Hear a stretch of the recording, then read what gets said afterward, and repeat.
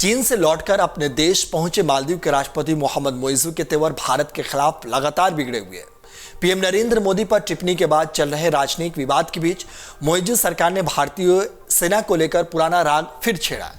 मोइज़ू ने भारत से अपनी सेना को वापस भेजने का नया प्रस्ताव भेजा है। नए प्रस्ताव में मालदीव ने भारत को 15 मार्च तक का समय दिया है और इस बीच उन्होंने कहा है कि वो अपने सैनिकों को वापस बुला ले।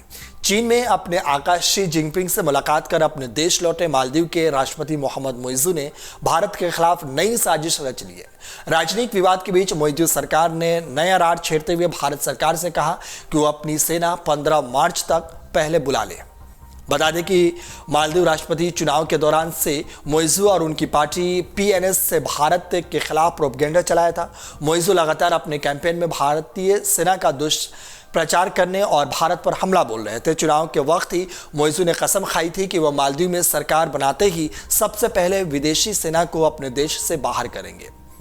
बता दें कि मोइज़ू से पहले पिछले मालदीव सरकार के अनुरोध पर कई सालों से मालदीव में भारत की छोटी सैन्य उपस्थिति है। इसके मुख्य रूप से समुद्री सुरक्षा और आपदा राहत में सहायता के लिए तैनात किया गया था। नवंबर में जारी एक बयान में मालदीव के राष्ट्रपति के कार्यालय ने कहा कि उनका देश उम्मीद करता है कि भारत लोगों की लोकतांत्रिक इच्छा का सम्मान करेगा।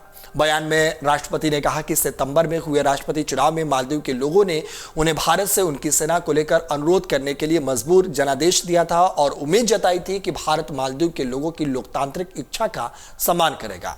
हालांकि पहले सरकार की ओर से भारतीय सैनिकों को वापस बुलाने के लिए कोई समय सीमा प्रस्तावित नहीं की गई थी, लेकिन इस बार मोइज़ू सरकार ने भारतीय सेना को बाहर करने की समय सीमा भी निर्धारित कर दी है और वो समय सीमा है 15 मार्च से पहले।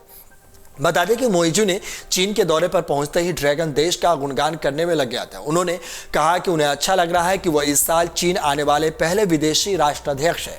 उन्होंने कहा कि यह दर्शाता है कि दोनों पक्ष द्विपक्षीय संबंधों को कितना महत्व देता है। सरकारी समाचार एजेंसी शिन्हुआ के अनुसार भी शी जिनपिंग इस बात पर बल दिया कि चीन राष्ट्रीय परिस्थितियों के अनुकूल विकास करने में मालदीव का समर्थन करता है।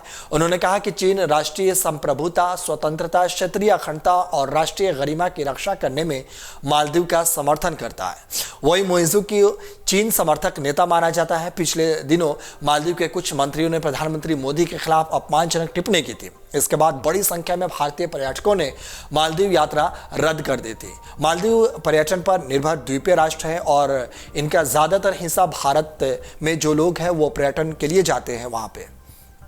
अगर आप ये वीडियो YouTube पर देख रहे हैं तो हमारे चैनल को सब्सक्राइब करें और बेल आइकन को दबाना ना भूलें। अगर आप Facebook पर ये वीडियो देख रहे हैं तो हमारे पेज को लाइक करें।